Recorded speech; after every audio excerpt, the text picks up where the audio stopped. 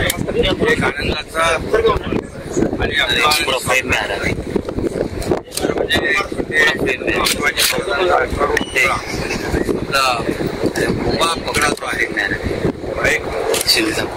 अभिमान आणि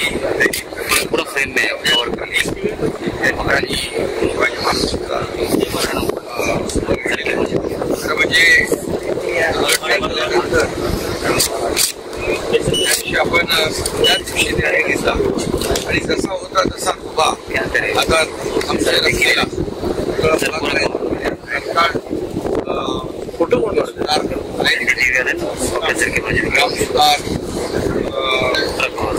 त्यांना पत्रकार फोन केला आणि त्यांनी देखील सांगितलं अगदी रेकॉर्ड टाइम मध्ये आम्ही पाहतो आणि खऱ्या अर्थाने आज पाहतोय की भव्य दिव्य असा छत्रपती शिवाजी महाराजांचा उभा झालेला आहे आणि खऱ्या अर्थाने छत्रपती शिवप्रभूंच्या पदस्पर्शाने पावन झालेली भूमी आहे आणि इथे शिवाजी महाराजांच्या पावलांनी या ठिकाणी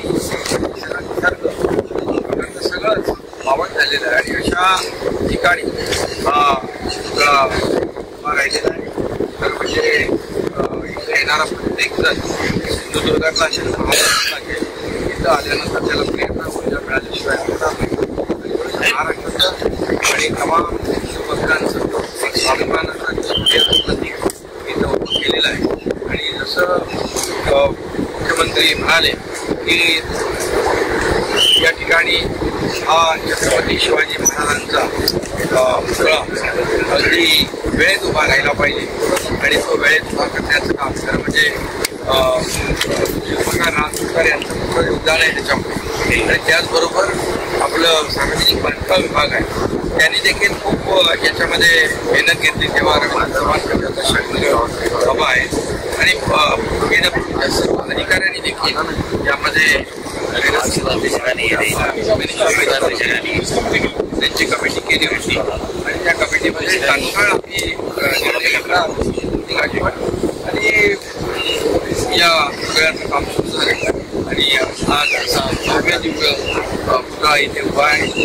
समोर आपला राजकोट किल्ला आहे, सिंधुदुर्गाचा किल्ला आणि समोर समुद्र आहे आणि तलवार पण त्यांच्या हातात आहे 629. त्यामुळे आता खऱ्या अर्थाने कोणाची इकडे बघण्याची हिंमत होणार नाही. आणि अगोदरच्या सगळ्याचं उद्घाटनाला आलं ते प्रधानमंत्री मोदीजी होते. आज ते इथं नाही आम्ही भारती करायला आलो पण ते तिकडे देशाचं रक्षण करणाऱ्या जवानाच्या गंभीरपणे उभा आहे. हे पण एक प्रकारचं शुभकार्यच करत आहे आणि म्हणून मी आज ज्यांनी यामध्ये सहभाग घेतलेला आहे, योगदान दिलेलं आहे, सगळ्यांचं मनापासून मी अभिनंदन करतो. आणि एक शौर्याचं स्वाभिमानाचं प्रतीक प्रेरणादायी या ठिकाणी उभं राहिले. एक खऱ्या अर्थाने एक इथलं पर्यटकांसाठी आणि शिवभक्तांसाठी एक आदराचं स्मरण. टाइम्स डिजिटलला लाईक करा, शेअर करा, सबस्क्राईब करा आणि बेल आयकॉन दाबायला विसरू नका.